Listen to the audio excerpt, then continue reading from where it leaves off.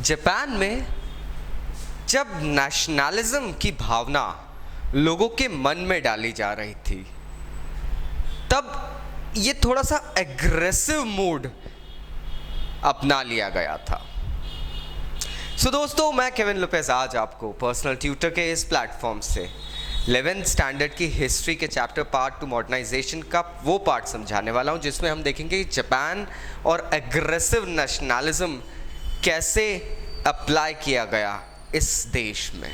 हम देखते हैं मीजी कॉन्स्टिट्यूशन जो आया था, जिसके बारे में आप मेरे प्रीवियस वीडियोस में इंफॉर्मेशन ले सकते हैं, उसमें रिस्ट्रिक्टेड फ्रेंचाइज की परंपरा थी। नाउ जैसे एडल्ट फ्रेंचाइज, रिस्ट्रिक्टेड फ्रेंचाइज होती है, जैसे वोट करने की ताकत, लोगों को पावर्स लिमिटेड दिए गए थे। Not everyone was allowed to participate in the development of the nation, in the voting process, forming the government and all. मीजी constitution के अनुसार जापानीज लोगों ने एक दायत फॉर्म करी थी। Diet is basically German word for parliament. अब ये जो दायत थी, इसके पास में बहुत लिमिटेड पावर्स थे। नाउ जर्मन वर्ड इसलिए इन्होंने यूज करा था बिकॉज कहीं ना कहीं हम देखते हैं that Japan was mostly influenced by German policies. तो उन लोगों ने एक लिमिटेड पावर वाली पार्लियामेंट दायत फॉर्म करी थी। Now it had certain limited powers, क्योंकि हम जानते हैं इंपीरियल रिस्टोरेशन आ गया था इस पीरियड में। जिन लीडर्स ने, और वो जो दायत फॉर्म करी गई थी वो भी वही लीडर्स थे जिन लोगों ने इंपीरियल रिस्टोरेशन करा था, मतलब जिन्होंने वापस से राजा को ऑन थ्रोन बैठाया था, बताया था emperor is the supreme god and all, son of the sun, मतलब descendant of the sun goddess, उनके बेटे।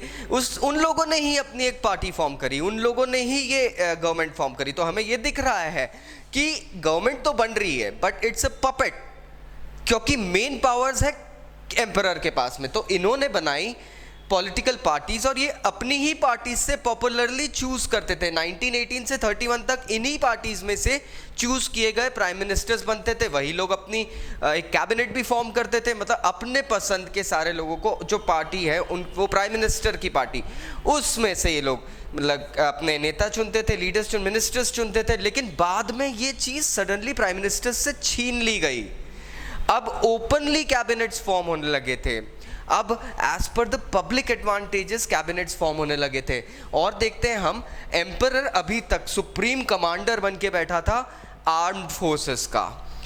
1890 में सडनली आर्मी और नेवी को ऑटोनॉमी दे दी गई, एम्परर के अंडर से वो हट गए। अब ये ऑटोनॉमी क्यों आई थी, इसके पीछे बहुत बड़ा रीज़न है। अब 1899 मतलब लगभग इसी दशक में, 1890s के दशक में ही फाइनली लास्ट में, एंड में हम देखते हैं एक फरमान जारी कर दिया गया कि only the serving Admirals and generals can become ministers और लीडर्स। अब ये चीज़ थोड़ी सी समझ में नहीं आई क्यों हो रही थी। नेशनलिज्म ठीक है, लेकिन इतना एग्रेसिवनेस, परहैप्स बिकॉज इसके कुछ फैक्टर्स हैं। एक, Japan was fearing not to get colonised by the westerns. उन्होंने इंडिया का हशर देख लिया था। And on the other hand it was also colonising other countries around it. तो अपने देश में चीज़ है ठीक है, दूसरे के यहाँ पे जाके हम डंका बजा सकते हैं। This was what was going on. Second, army के जनरल्स और एडमिरल्स ऑफ नेवी, इन लोगों को अगर हम लोग लाइक पावर देंगे तो जाहिर सी बात है फंडिंग में निकल कर आएगी। फंडिंग निकल कर आएगी, आर्मी और नेवी ऑटोमेटिकली पावरफुल हो जाएगी और ऑपोजिशन अपने आप चुप हो जाएगा।